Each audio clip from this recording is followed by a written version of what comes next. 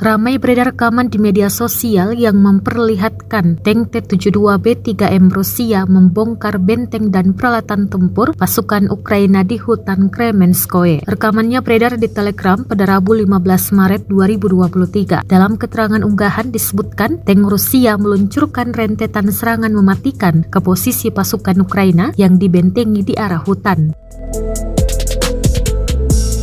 Peralatan tempur Ukraina ikut dimusnahkan. Api berkobar pada benteng dan peralatan tempur pasukan Ukraina, klaim militer Rusia. Rekamannya pun menuai berbagai komentar dari warganet. Perang yang terjadi di antara pasukan militer Rusia dengan Ukraina hingga hari ini, Kamis 16 Maret 2023 terhitung telah berlangsung 386 hari lamanya. Konflik antara negara bertetangga itu hingga kini masih berlanjut dan belum terlihat tanda-tanda untuk segera berakhir.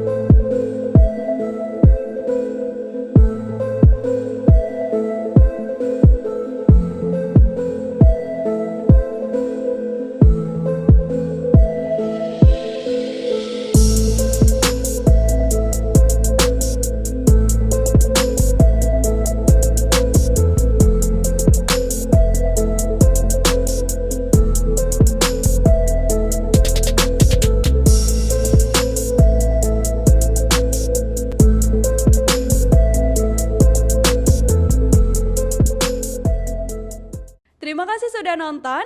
Jangan lupa like, subscribe, dan share ya.